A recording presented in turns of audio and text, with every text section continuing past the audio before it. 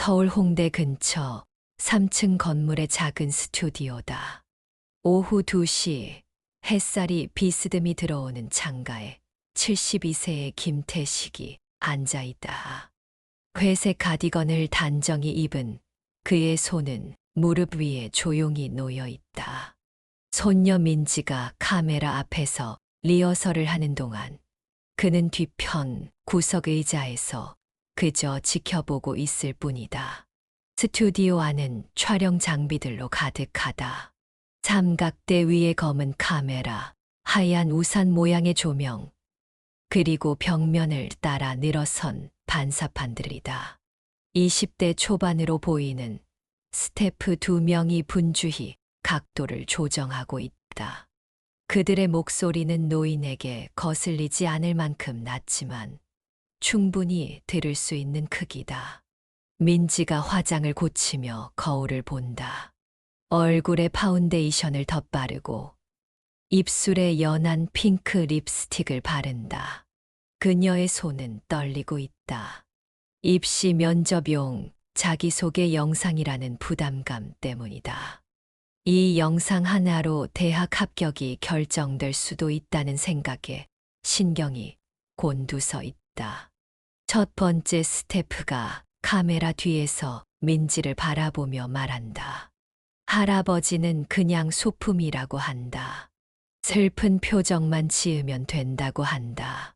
움직이지만 말라고 한다. 김태식의 눈썹이 미세하게 움찔한다. 소품이라는 단어가 귓속에서 맴돈다. 평생을 살아온 인간이 소품이라니. 그 말이 가슴 깊숙이 박힌다. 민지가 고개를 끄덕이며 대답한다. 솔직히 할아버지 때문에 집이 가난해 보인다고 한다. 친구들한테 창피하다고 한다. 특히 학부모 모임 같은 데 가면 다른 아이들은 모두 젊은 부모가 오는데 자신만 할아버지가 온다고 한다. 그래서 아예 오지 말라고 부탁했다고 한다. 두 번째 스태프가 키득거린다. 그럼 더 불쌍해 보이겠다면서 감동 포인트라고 맞장구 친다. 요즘 입시에서는 이런 스토리가 정말 잘 먹힌다고 한다. 특히 할아버지나 할머니가 나오는 가족사는 심사위원들의 마음을 움직이기 쉽다고 한다. 민지의 얼굴에 안도의 미소가 번진다. 그때 민지의 입에서 나온 말이 김태식의 가슴을 관통한다. 할아버지는 그냥 늙은이라고 한다. 뭘 알겠냐고 한다. 시키는 대로만 하면 된다고 한다. 요즘 젊은 사람들 말도 잘 못 알아듣고 그냥 고개만 끄덕인다고 한다. 연기하라고 하면 연기할 거라고 한다. 그 순간 72년을 살아온 노인의 세계가 흔들린다. 마치 지진이 일어난 것처럼 그의 내면 깊숙한 곳에서 무언가가 무너져 내린다. 숨이 막힌다. 가슴이 답답하다. 손끝이 저리기 시작한다. 평생 자신을 무시한 사람은 많았지만 손녀에게서 이런 말을 들을 줄은 몰랐다. 김태식은 의자에 앉은 채로 주먹을 천천히 쥔다. 손등의 핏줄이 파랗게 도드라진다. 그냥 늙은이다. 그 세 글자가 머릿속에서 메아리친다. 평생을 살아오면서 전쟁을 겪고 가난을 이겨내며 이 아이 하나를 키워왔는데 결국 그는 그냥 늙은이다. 아무것도 모르는, 시키는 대로만 하는 그냥 늙은이다. 스태프가 조명을 조정한다. 민지의 얼굴이 더욱 밝아진다. 하지만 할아버지가 앉은 구석은 여전히 어둡다. 마치 의도적으로 그림자 속에 숨겨놓은 것처럼 보인다. 김태식은 그 어둠 속에서 자신이 얼마나 투명한 존재인지 깨닫는다. 촬영이 시작된다. 민지가 카메라 앞에 서서 연기를 시작한다. 치매에 걸린 할아버지를 돌보며 깨달은 사랑 이야기다. 진짜 서사라며 감동을 자아내는 이야기다. 그녀의 목소리는 떨리고 눈가에는 진짜 눈물이 맺힌다. 연기가 아닌 것처럼 자연스럽다. 하지만 김태식은 그 모든 것이 거짓이라는 것을 알고 있다. 자신은 치매가 아니다. 멀쩡하다. 오히려 민지보다 더 정확하게 세상을 보고 있다. 다만 손녀에게는 쓸모없는 소품일 뿐이다. 이용할 수 있는 도구일 뿐이다. 그 사실이 가슴을 에인다. 스튜디오 안의 조명이 민지의 얼굴을 환하게 비춰준다. 하지만 구석에 앉은 할아버지에게는 그 빛이 닿지 않는다. 그는 그림자 속에서 자신이 얼마나 작은 존재인지 깨닫고 있다. 여러분, 72년을 살면서 이런 말을 들을 줄 몰랐다고 한다. 제 귀로 직접 들었다고 한다. 그가 속으로 중얼거린다. 그 목소리는 아무도 들을 수 없지만 그의 가슴 안에서는 천둥처럼 울린다. 그날 밤, 청도 읍내의 작은 집이다. 김태식은 침대에 누웠지만 잠이 오지 않는다. 천장을 바라보며 70년 인생이 주마등처럼 지나간다. 벽시계의 초침 소리가 유난히 크게 들린다. 똑딱, 똑딱. 그 소리에 맞춰 그의 기억들이 되살아난다. 1953년 12살 소년 김태식이다. 6.25 전쟁 중 부모님을 잃었다. 피난길에서 헤어진 후 다시는 만나지 못했다. 아버지는 인민군에게 끌려갔고 어머니는 폭격 중에 실종되었다. 혼자 남은 소녀는 고아원을 전전했다. 밤마다 부모님을 부르며 울었다. 추운 겨울, 담요도 제대로 없는 고아원에서 떨며 잠들었다. 그때 깨달았다. 가족이라는 것이 얼마나 소중한지 뼈저리게 깨달았다. 혼자라는 것이 얼마나 무서운 일인지 알게 되었다. 그때부터 평생의 소원이 생겼다. 언젠가 진짜 가족을 만들고 싶다는 소원이었다. 나를 필요로 하는 사람, 내가 지켜줄 수 있는 사람을 만나고 싶었다. 20대에 결혼했지만 아이가 생기지 않았다. 아내와 함께 병원을 다녔지만 소용없었다. 결국 아내가 다른 남자와 떠나버렸다. 또다시 혼자가 되었다. 40대, 50대를 혼자 살았다. 가족에 대한 꿈은 점점 멀어져 갔다. 그러다 60대가 되어서 민지를 만났다. 세월이 흘러 민지가 왔다. 7살이었다. 부모가 이혼한 후 갈 곳이 없어진 아이였다. 김태식의 조카 딸이었다. 조카가 이혼하면서 아이를 맡겨달라고 부탁했다. 그때 조카는 미국으로 떠날 거라고 했다. 새로운 사람과 새 출발을 하겠다고 했다. 아이는 짐이 된다고 했다. 김태식은 그때를 기억한다. 작은 손을 잡고 처음 집에 데려왔던 날을 기억한다. 민지가 방 한 구석에서 울고 있었다. 엄마는 어디 갔냐고 물었다. 언제 돌아오냐고 물었다. 김태식은 대답할 수 없었다. 아마 돌아오지 않을 거라고 말할 수 없었다. 민지가 조심스럽게 물었다. 할아버지라고 불러도 되냐고 물었다. 그 순간 김태식의 가슴이 터질 듯했다. 드디어 가족이 생겼다는 기쁨이었다. 드디어 나를 필요로 하는 사람이 생겼다는 안도감이었다. 그는 그날 다짐했다. 이 아이만큼은 절대 혼자 두지 않겠다고. 내가 죽을 때까지 지켜주겠다고. 택시 운전을 시작했다. 70세까지 15년간 핸들을 잡았다. 새벽 4시에 나가서 밤 10시에 들어오는 생활이었다. 하루 종일 도로를 달리며 번 돈은 모두 민지를 위해 썼다. 학비, 과외비, 용돈까지. 자신은 하루 한 끼만 먹어도 민지에게는 세 끼를 꼬박꼬박 챙겨주었다.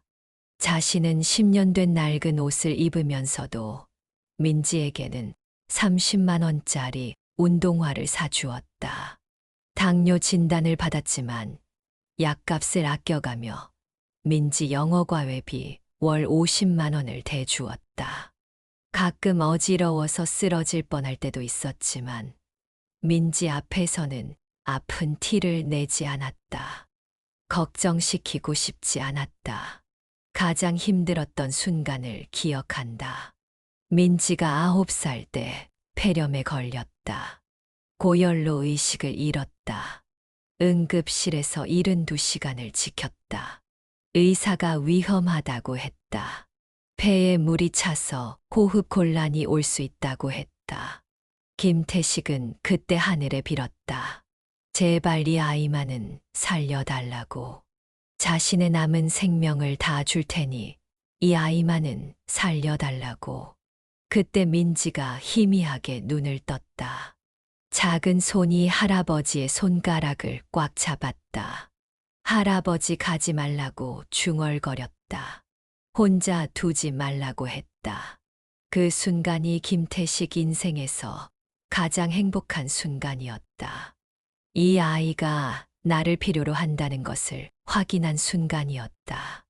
나도 누군가에게 소중한 존재라는 것을 느낀 순간이었다. 하지만 시간이 지나면서 민지가 달라졌다. 중학생이 될 때까지는 할아버지가 세상에서 제일 좋다고 했다. 학교에서 돌아오면 할아버지 무릎에 앉아서 하루 있었던 일을 이야기했다.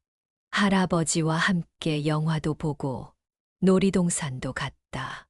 그때가 김태식에게는 가장 행복한 시절이었다. 고등학생이 되면서부터 변하기 시작했다. 친구들이 오면 방에 들어가라고 했다. 할아버지가 나타나면 창피하다고 했다. 학부모 모임에 오지 말라고 했다.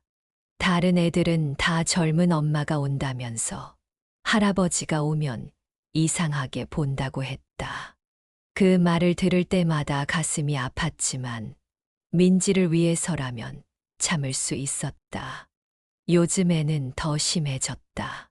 카톡을 보내도 3일째 답이 없다. 밥 먹자고 해도 친구들과 약속이 있다고 한다. 병원 갈 때 같이 가자고 해도 바쁘다고 한다. 동네 할머니들은 모두 자식들이 모셔다 주는데 김태식은 혼자 버스를 타고 간다. 버스에서 젊은 사람들에게 자리를 양보받을 때마다 초라함을 느꼈다. 명절에도 눈치를 본다. 추석에 민지 친구들이 온다고 해서 방에 있었다. 차례상도 요즘 젊은 애들은 안 한다며 생략했다. 김태식은 혼자 편의점에서 김밥을 사 먹었다. 명절인데도 혼자였다. 가족이 있는 것 같지만 결국 혼자였다. 경로당에서 가장 괴로운 시간이다. 할머니들이 손주 자랑을 할 때다. 우리 손주는 의대에 갔다. 우리 손주는 대기업에 취직했다. 우리 손주가 용돈을 보내줬다. 김태식은 할 말이 없다. 우리 민지는 착하다고 말할 수밖에 없다. 속으로는 민지가 자신을 창피해한다는 것을 알고 있지만 말할 수 없다. 이틀 후 저녁이다. 민지가 촬영을 마치고 집에 돌아온다. 현관문이 열리는 소리가 들린다. 평소보다 기분이 좋아 보인다. 콧노래를 흥얼거리며 들어온다. 민지의 발걸음이 복도를 지나 방으로 향한다. 김태식은 거실에서 저녁 준비를 하고 있다. 오늘도 민지 혼자 먹을 수 있게 넉넉히 차려놓는다. 김치찌개에 두부를 넣고 계란말이도 해놓았다. 민지가 좋아하는 반찬들이다. 김태식은 늘 이렇게 정성스럽게 차려놓지만 민지가 고마워한 적은 별로 없다. 그냥 당연하다는 듯이 먹는다. 가끔은 짜다, 싱겁다 불평하기도 한다. 그래도 김태식은 묵묵히 민지가 좋아할 만한 음식을 준비한다. 민지가 방문을 닫고 전화를 거는 소리가 들린다. 목소리가 높아진다. 시린이 난 듯한 어조다. 김태식은 설거지를 하면서 귀를 기울인다. 들으려고 한 것이 아니다. 그냥 들리는 것이다. 방문이 얇아서 소리가 새어나온다. 오래된 집이라 방음이 잘 안 된다. 민지가 친구에게 말한다. 오늘 촬영이 대박이었다고 한다. 치매 할아버지 컨셉으로 찍었다고 한다. 연출이 완벽했다고 한다. 요즘 이런 스토리가 대학에서 먹힌다고 한다. 특히 가족사가 들어가면 심사위원들이 약하다고 한다. 김태식의 손이 멈춘다. 치매 할아버지 컨셉이라는 말이 귓속에서 맴돈다. 친구가 묻는다. 할아버지가 정말 치매냐고 묻는다. 민지가 웃으며 대답한다. 아니라고 한다. 멀쩡하다고 한다. 오히려 너무 멀쩡해서 문제라고 한다. 그냥 연기하라고 했다고 한다. 어차피 할아버지는 뭔지 모른다고 한다. 김태식의 가슴이 쿵 내려앉는다.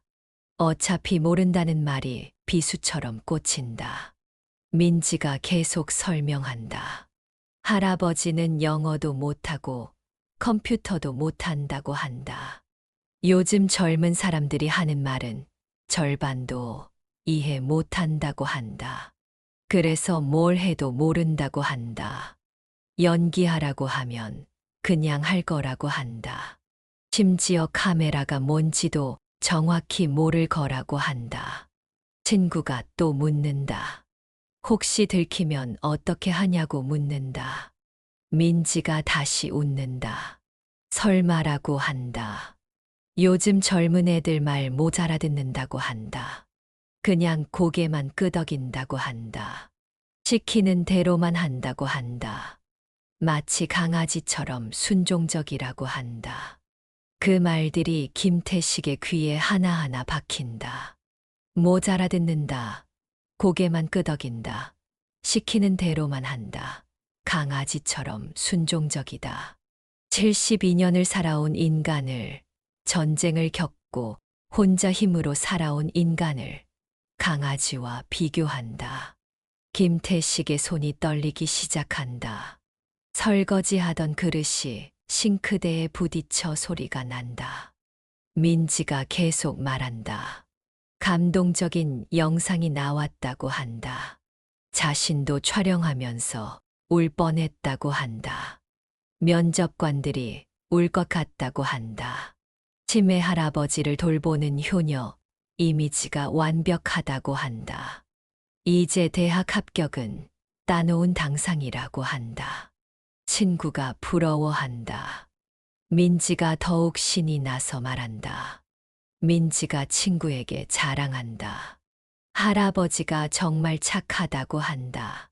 뭘 시켜도 거부하지 않는다고 한다. 돈도 많이 있다고 한다.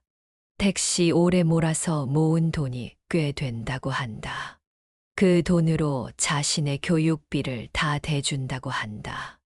용돈도 넉넉하게 준다고 한다. 정말 편리한 할아버지라고 말한다. 편리한 할아버지라는 말이 김태식의 가슴을 찌른다. 자신은 민지에게 편리한 존재일 뿐이다. 돈을 주고 밥을 해주고 시키는 대로 하는 편리한 존재다. 사람이 아니라 기계 같은 존재다. 감정도 없고 생각도 없는 그냥 기능만 하는 존재다. 친구가 말한다. 그래도 양심상 좀 그렇지 않냐고 한다. 거짓말인데 말이다. 민지가 대답한다. 별거 아니라고 한다. 어차피 할아버지한테 피해 주는 것도 아니라고 한다. 오히려 할아버지도 텔레비전에 나와서 좋아할 거라고 한다. 유명해지는 것 아니냐고 한다. 김태식은 설거지를 멈춘다. 찬물에 적신 손이 떨린다. 70년을 살면서 이런 무시를 당해본 적이 없다. 전쟁을 겪고 가난을 이겨내고 혼자 아이를 키우며 살아왔는데 결국 그는 아무것도 모르는 늙은이다. 손녀에게는 이용할 수 있는 도구일 뿐이다. 편리한 기계일 뿐이다. 민지가 전화를 끊는다. 방에서 나와 화장실로 간다. 김태식과 마주친다. 민지가 환하게 웃으며 인사한다. 할아버지 저녁 맛있게 드세요라고 한다. 오늘 정말 좋은 일이 있었다고 한다. 마치 아무 일도 없었던 것처럼 자연스럽다. 거짓말을 한 직후인데도 전혀 죄책감이 없어 보인다. 김태식은 고개를 끄덕인다. 말이 나오지 않는다. 목구멍이 막힌 것 같다. 민지가 화장실에 들어간다. 김태식은 거실에 혼자 서 있다. 갑자기 집안이 너무 조용하다. 시계 소리만 똑딱똑딱 들린다. 그 소리가 자신의 심장 박동 소리처럼 들린다. 저녁을 차려놓았지만 먹을 기분이 아니다. 김치찌개가 식어간다. 계란말이도 차갑게 굳어간다. 정성스럽게 차려놓은 음식들이 의미 없어 보인다. 누구를 위해 이렇게 차려놓았나 싶다. 결국 자신은 밥 해주는 기계일 뿐이다. 그날 밤 김태식은 잠들지 못한다. 어차피 할아버지는 모른다는 말이 계속 맴돈다. 70년을 살아왔는데 결국 그는 아무것도 모르는 사람이다. 손녀가 거짓말을 해도 모르는 사람이다. 이용당해도 모르는 사람이다. 그가 속으로 중얼거린다. 어차피 몰라. 내가 70년 살면서 이런 무시를 당하다니. 그 목소리는 분노로 떨린다. 새벽 3시가 되어서야 잠깐 눈을 붙인다. 하지만 악몽을 꾼다. 민지가 텔레비전에 나와서 자신을 소개한다. 침에 걸린 불쌍한 할아버지라고 소개한다. 사람들이 박수를 친다. 김태식은 그 꿈에서 깨어난다. 온몸에 식은땀이 흐른다. 일주일이 지난 화요일 오전이다. 김태식이 동네 마트에서 장을 보고 있다. 라면 코너에서 민지가 좋아하는 것을 고르고 있을 때다. 신라면과 너구리 사이에서 고민하고 있다. 민지가 매운 걸 좋아하는지, 덜 매운 걸 좋아하는지 정확히 기억이 나지 않는다. 요즘 민지와 대화를 별로 안 해서 취향을 잘 모르겠다. 누군가 뒤에서 부른다. 민지 할아버님이라고 부른다. 돌아보니 민지의 담임 선생님이다. 40대 중반의 여선생님으로 안경을 쓰고 있다. 평소에 민지 얘기를 종종 해주던 분이다. 김태식이 반갑다고 인사한다. 선생님이 반갑게 인사한다. 김태식도 고개를 숙여 인사한다. 선생님이 장바구니를 보며 말한다.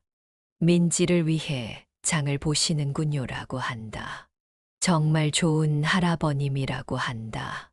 민지가 평소에 할아버님 자랑을 많이 한다고 한다. 김태식의 마음이 잠깐 따뜻해진다. 하지만 선생님의 다음 말이 그를 충격에 빠뜨린다. 선생님이 걱정스러운 얼굴로 말한다. 민지가 할아버님 알츠하이머 때문에 고생이 많다고 했다고 한다. 약값도 많이 든다고 했다고 한다. 집안 사정이 어렵다고 했다고 한다. 그래서 장학금 신청서에도 그렇게 썼다고 한다. 김태식의 눈이 커진다. 알츠하이머라고 묻는다. 내가 알츠하이머라고 묻는다. 목소리가 떨린다. 선생님이 당황한다. 아니냐고 반문한다. 민지가 분명히 그렇게 말했다고 한다. 할아버님이 기억력이 많이 나빠지셨다고 했다고 한다. 병원비도 많이 든다고 했다고 한다. 김태식은 고개를 젓는다. 자신은 멀쩡하다고 한다. 기억력도 정상이고 병원도 당뇨 때문에 가는 것뿐이라고 한다. 알츠하이머는 전혀 아니라고 한다. 선생님이 어리둥절해 한다. 민지가 왜 그런 말을 했는지 모르겠다고 한다. 선생님이 더 자세히 말한다. 민지가 장학금 신청서에 가족 상황을 적을 때 치매 걸린 할아버지를 돌보는 것이 얼마나 힘든지 구체적으로 적었다고 한다.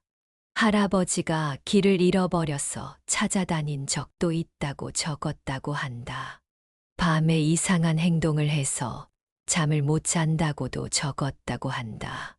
김태식은 말문이 막힌다. 민지가 그런 구체적인 거짓말까지 지어냈다는 것에 충격을 받는다. 단순히 치매라고 말한 것이 아니라 자세한 에피소드까지 만들어낸 것이다. 자신이 길을 잃어버린다거나 이상한 행동을 한다거나 그런 일은 전혀 없었다. 선생님이 미안해한다. 혹시 민지가 할아버님께 부담을 드리지 않으려고 그런 말을 한 건 아닐까 싶다고 한다.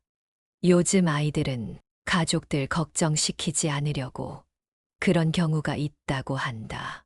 하지만 김태식은 그게 아니라는 것을 안다. 민지는 입시를 위해 거짓말을 한 것이다. 김태식이 집에 돌아와 민지를 기다린다. 마음이 복잡하다. 분노와 실망이 섞여 있다. 동시에 슬픔도 있다. 자신이 민지에게 이런 존재였다는 것이 슬프다.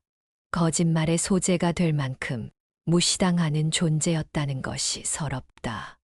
오후 6시 민지가 들어온다. 평소처럼 밝게 인사한다. 할아버지 안녕하세요라고 한다. 학교에서 있었던 일을 이야기하기 시작한다. 오늘 시험 잘 봤다고 한다. 친구들과 놀았다고 한다. 아무렇지 않게 일상적인 이야기를 한다. 김태식이 조용히 말한다. 오늘 선생님을 만났다고 한다. 민지의 얼굴이 순간 굳는다. 하지만 곧 평정을 되찾는다. 아, 그래요. 선생님이 뭐라고 하셨어요라고 묻는다. 목소리가 약간 떨리지만 태연한 척한다. 김태식이 차분하게 말한다. 선생님이 내 알츠하이머 얘기를 했다고 한다. 장학금 신청서에도 그렇게 썼다고 했다고 한다. 민지가 당황한다. 얼굴이 빨갛게 달아오른다. 그건 그냥 서류상 필요해서라고 변명한다. 별 뜻 없다고 한다. 김태식의 목소리가 낮아진다. 별 뜻 없다고 묻는다. 나를 치매 환자로 만드는 게 별 뜻 없다고 묻는다. 내가 길을 잃어버린다고 쓰는 게 별 뜻 없다고 묻는다. 민지가 말문이 막힌다. 변명할 말을 찾지 못한다. 민지가 마지못해 말한다. 그냥 입시에 도움이 될까 해서라고 중얼거린다. 요즘 경쟁이 너무 치열하다고 한다. 다른 애들도 다 그런 식으로 한다고 한다. 할아버지는 어차피 모를 거라고 생각했다고 한다. 그 말이 김태식의 가슴에 마지막 못을 박는다. 그 순간 김태식의 분노가 폭발한다. 어차피 모를 거라는 말에 가슴이 터진다. 70년을 살아온 사람을, 전쟁을 겪고 혼자 아이를 키워온 사람을 어차피 모를 거라고 생각한다. 자신을 바보 취급한다. 이용할 수 있는 도구 취급한다. 김태식이 일어선다. 민지야라고 부른다. 목소리가 쇠처럼 차갑다. 오늘부터 용돈 없다고 한다. 학비도 내가 알아서 하라고 한다. 과외도 그만두라고 한다. 민지가 깜짝 놀란다. 갑자기 왜 그러냐고 묻는다. 무슨 잘못을 했냐고 묻는다. 김태식이 대답한다. 늙은이한테 뭘 바라냐고 한다. 내가 뭘 알겠냐고 한다. 치매 걸린 사람이 무슨 돈을 관리하겠냐고 한다.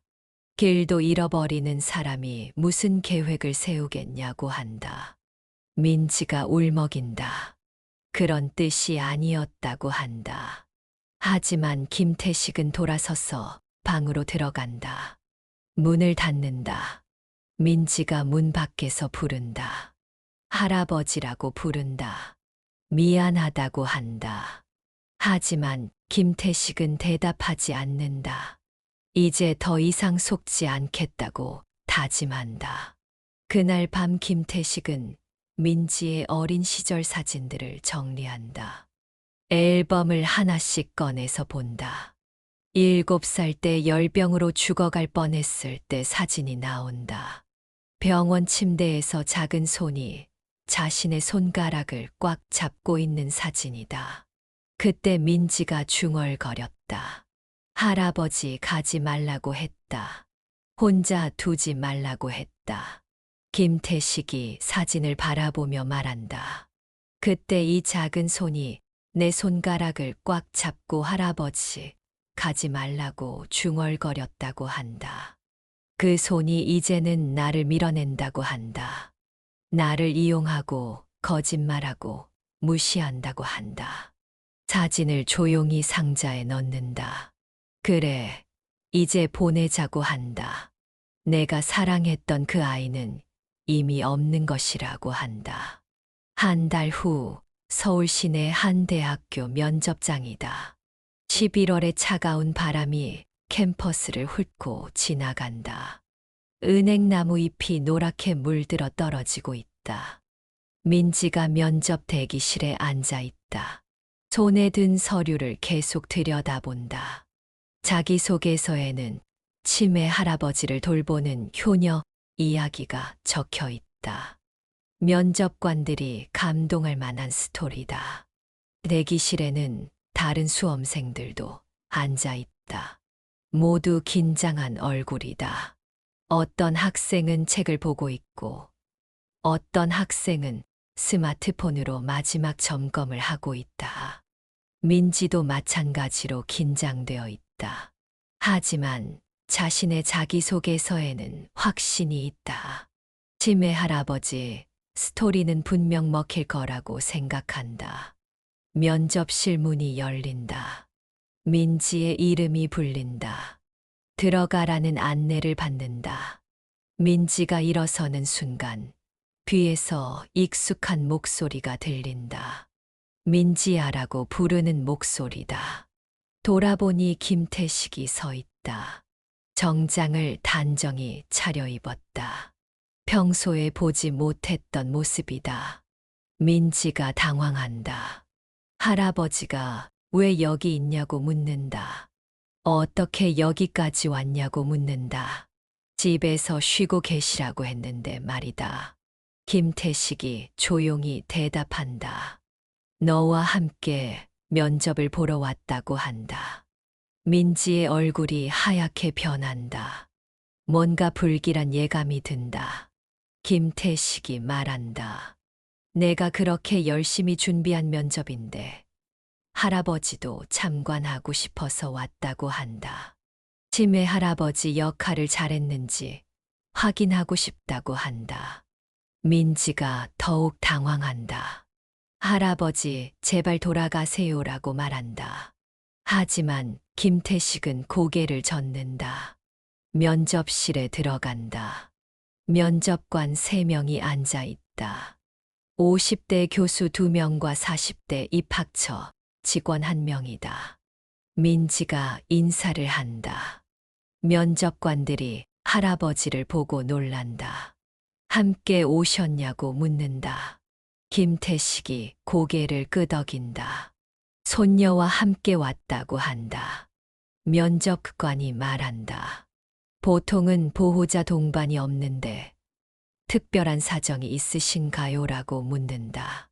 김태식이 대답한다. 네, 특별한 사정이 있다고 한다. 오늘 말씀드릴 것이 있어서 왔다고 한다. 면접관들이 고개를 끄덕인다. 면접이 시작된다. 면접관이 민지에게 자기소개를 하라고 한다. 민지가 떨리는 목소리로 시작한다. 치매에 걸린 할아버지를 돌보며 살아왔다고 한다. 그 과정에서 진정한 사랑과 희생의 의미를 배웠다고 한다. 할아버지가 기억을 잃어가시는 것을 보면서 가족의 소중함을 깨달았다고 한다. 민지가 계속 말한다. 할아버지가 길을 잃어버렸을 때 찾아다닌 경험도 있다고 한다. 밤에 이상한 행동을 하셔서 잠을 못 잔 적도 있다고 한다.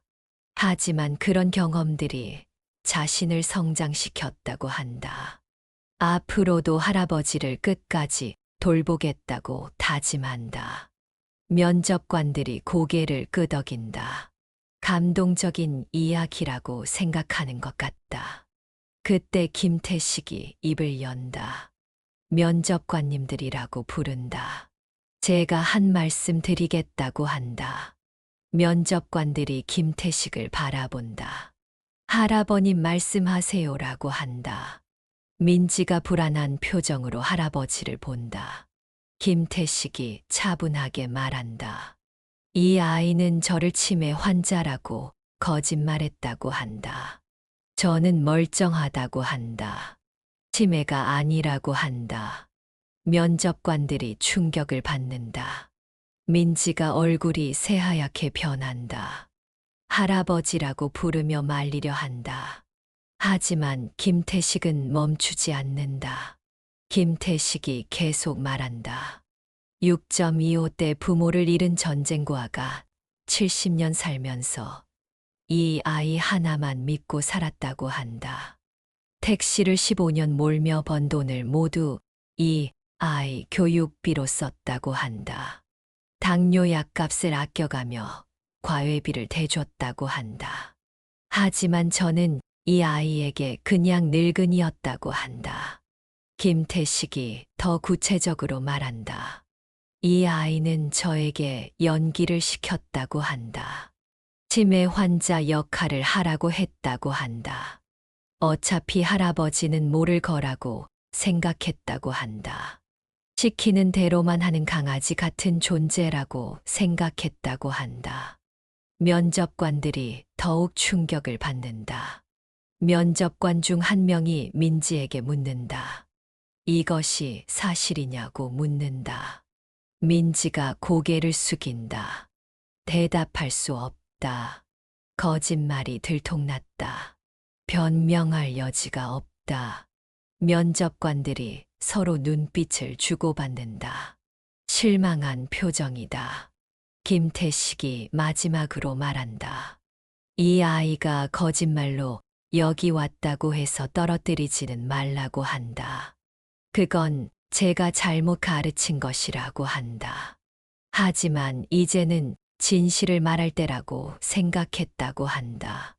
더 이상 거짓말 속에서 살고 싶지 않다고 한다. 면접이 끝난다. 민지와 김태식이 면접실을 나온다. 복도에서 민지가 운다. 할아버지에게 미안하다고 한다. 잘못했다고 한다. 김태식은 대답하지 않는다. 그냥 조용히 걸어간다. 할 말이 없다. 이미 늦었다. 한 달 후, 민지는 불합격 통지를 받는다. 다른 대학 면접에서도 거짓말한 학생이라는 소문이 났다. 입시 커뮤니티에도 글이 올라왔다. 결국 1년을 재수해야 한다. 아르바이트를 하며 생활비를 벌어야 한다. 김태식은 더 이상 도움을 주지 않는다. 그 사이 김태식의 이야기가 인터넷에 퍼진다. 누군가 면접장 영상을 올렸다. 진실을 말한 할아버지라는 제목으로 화제가 된다. 젊은이들도 할아버지가 멋있다고 댓글을 단다. 용기 있는 행동이라고 칭찬한다. 어른 세대에게도 희망을 주었다고 한다. 김태식이 유튜브 채널을 만든다. 72세 김태식의 인생 이야기라는 제목이다. 첫 영상에서 그가 말한다. 전국의 할아버지, 할머니, 여러분이라고 한다. 우리는 짐이 아니라고 한다. 우리는 이 나라를 지켜온 사람들이라고 한다. 6.25를 겪고 IMF를 이겨내고 이 나라를 여기까지 만든 사람들이라고 한다. 김태식이 계속 말한다. 우리에게는 존중받을 자격이 있다고 한다. 더 이상 눈치 보지 말라고 한다. 젊은 세대에게 무시당할 이유가 없다고 한다. 우리도 당당하게 살 권리가 있다고 한다. 그의 목소리는 힘이 있다. 확신에 차 있다. 댓글창이 터진다. 울고 간다는 댓글들이 줄을 선다. 할아버지 말씀이 맞다는 댓글들이 쏟아진다. 우리 할아버지도 이랬으면 좋겠다는 댓글도 있다. 구독자가 50만 명을 넘는다. 김태식이 유명해진다. 방송 출연 요청도 들어온다. 1년 후 민지가 편지를 보낸다.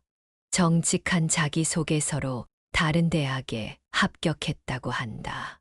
할아버지에게 진심으로 사과한다는 내용이다. 자신이 얼마나 잘못했는지 깨달았다고 한다.